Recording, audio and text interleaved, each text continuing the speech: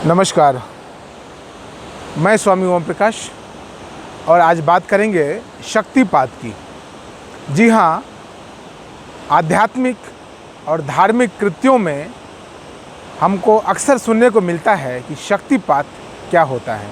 बहुत सारे नए साधक मित्र या जानना भी चाहते हैं कि शक्तिपात आखिर होता क्या है, शक्तिपात की अनिवार्यता होती है क्या, शक्तिपात जरूरी होता है क्या, आखिर कौन व्यक्ति शक्तिपात कर सकता है, शक्तिपात करवाना किस लिए है। पहले समझिए शक्तिपात होता क्या है। शक्तिपात का मतलब है शक्ति का गिरना या शक्ति का गिराना। पात यानी पतन यानी गिरना या गिराना। जैसे वृष्टिपात होती है, जब बहुत ज़्यादा बारिश होती है उसे वृष्टिपात कहते हैं। जैसे वज्रपात होता है, जब वज्र गिरता है आकाश से, उसी प्रकार से शक्तिपात भी होता है। शक्तिपात सामान्यतः कोई व्यक्ति, कोई सच्चे सद्गुरु, कोई गुरु अपने शिष्यों की आध्यात्मिक उन्नति के लिए, अपने शिष्यों की साधना में गति के लिए शक्तिपात का सहारा लेते हैं। वह इस प्रकार, जैसे कोई शिष्य, कोई मित्र जो भी साधना कर रहे हैं या जो गुरु समझा रहा है या जो समझाना चाहता है उसे समझ नहीं पा रहा है। गुरु अपनी पूरी ताकत से पूरा मेहनत कर रहा है अपने शिष्य को बतलाने का, लेकिन शिष्य उस बात को पकड़ नहीं पा रहा है। वो समझ नहीं पा रहा है कि वास्तव में गुरु कहना क्या चाहते हैं। गुरु की बातों को मूलतः पकड़ नहीं पा रहा है। उस जगह गुरु शब्दों में न समझाकर, इशारों में न समझाकर वो शक्ति छोड़ते हैं। एक ऐसी शक्ति जिससे कि शिष्य की सोचने की जो धारा थी, जो प्रवाह था, जो रुख था, वह रुख बदल जाए। सामान्यतः आपने स्कूल के दिनों में कभी गौर किया हो, आपका शिक्षक, आपका गुरु आपको कुछ समझाना चाहता है, लेकिन कोई बच्चा समझ नहीं पा रहा है। गुरु क्या करता है? एक डांट लगा देता है, जोर से डांट पड़ता है, चिल्ला पड़ता है, एक थप्पड़ जड़ देता है। वह थप्पड़ मारना, वह डांटना, वह चिल्लाना बच्चे को नुकसान पहुंचाने के लिए नहीं है, बल्कि बच्चे के सोचने की जो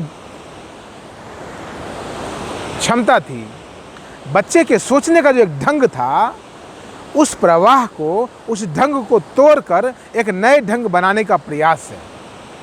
शिक्षक जैसे ही बच्चे को डांटता है, जोर से डपटता है, उस डांट और डपट से बच्चा कुछ सेकंड के लिए तो सन्न रह जाता है, अवाक रह जाता है, और उस अवाक की स्थिति में उसके सोचने का ढंग, उसके विचारने का ढंग बदल जाता है, मुड़ जाता है, और बच्चा गुरु की बात को, अपने शिक्षक की बात को समझने लग जाता है। बिल्कुल वैसे ही गुरु अपने साधक को, अपने शिष्य को समझाने के लिए शक्तिपात का इशारा का प्रयोग करते हैं। अपने हाथों से, अपने आँखों से, अपने भ्रिकुटी से, अलग अलग अंगों से वैसी शक्ति छोड़ते हैं जिस शक्ति से कोई साधक, कोई शिष्य अपने सोचने के ढंग को बदल जाता है।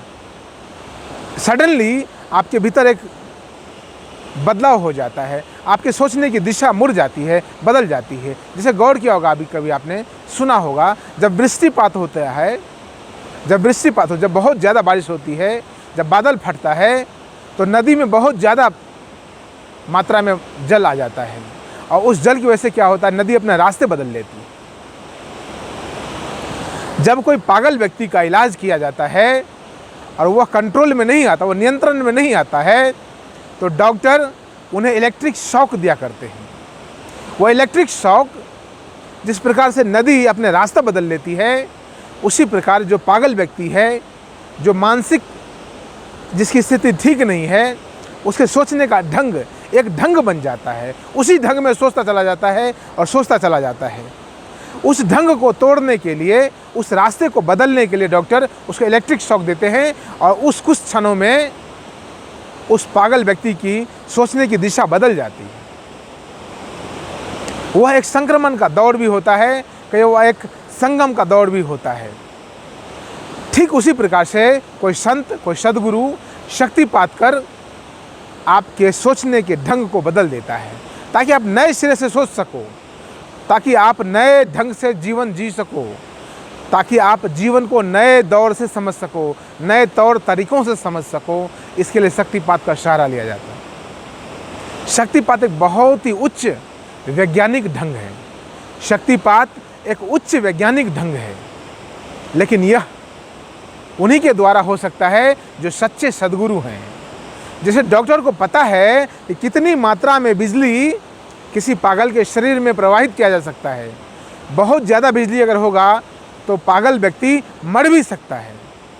वह एक खास अमाउंट में, एक सर्टेन अमाउंट में बिजली पागल के शरीर में प्रवाहित करवाया जाता है, ताकि उसका शरीर नष्ट नहीं हो, ताकि उसके शरीर की कोशिकाएं नष्ट नहीं हो, बस उसके सोचने का ढंग बदल जाए। एक शॉक लगे और वो एकदम एक सेकंड के लिए वो हिल जाए, अपने जगह से वो हिल जाए, उसका मस्तिष्क अपने जगह से हिल जाए, अपने सोचने के ढंग से बदल जाए। सच्चा सद्गुरु वही कार्य करता है। शक्तिपात के माध्यम से वो ऐसे ही अपने शिष्यों को जगह पर लाने का, अपनी बात को बताने का कार्य करते हैं। जब मैंने अपने जीवन में पहली बार, जब मेरे सद्गुरु ने, जो सद्गुरु सिद्धार्थ औलिया जी हैं, उन्होंने जब मुझे पहली बार जीवन में 2006 में जब शक्तिपात मेरे ऊपर किया, तब मैं एक अलग प्रकार का व्यक्तित्व था मेरे पास। मैं बिल्कुल अंतर्मुखी था। अब पूरी तरह से आप अंतर्मुखी हो जाएंगे तो बोल ही नहीं पाएंगे कुछ। मैं सब कुछ जानता था लेकिन बोल नहीं पाता था। तो सद्गुरु ने 2006 ईस्वी में मुझ पर शक्तिपात किया और फिर मैंने देखा मेरा व्यक्तित्व परिवर्तन होने लगा।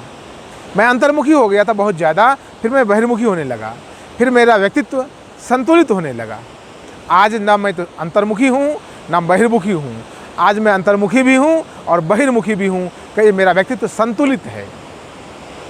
संतुलन में लाने का कार्य सद्गुरु करते हैं। संतुलन में लाने का कार्य कोई सच्चा गुरु करता है और उसके लिए वो शक्तिपात का सहारा लेता है। शक्तिपात यदि आपको आवश्यकता पड़ती है, यदि आपको लगता है कि आपके जीवन में सोचने का एक ही ढंग है, आप एक ही रास्ते पर चलते चले जा रहे हैं और दूसरे रास्ते की तलाश नहीं कर पा रहे हैं, तो सच्चे सद्गुरु की तलाश कीजिए, जो आपको शक्तिपात के माध्यम से आपके जीवन की दशा को बदल सकता है, आपको सही मार्ग पर ला सकता है। यह कार्य एक सच्चा सद्गुरु ही कर सकता है। बहुत बहुत धन्यवाद, बहुत बहुत धन्यवाद। नमस्कार।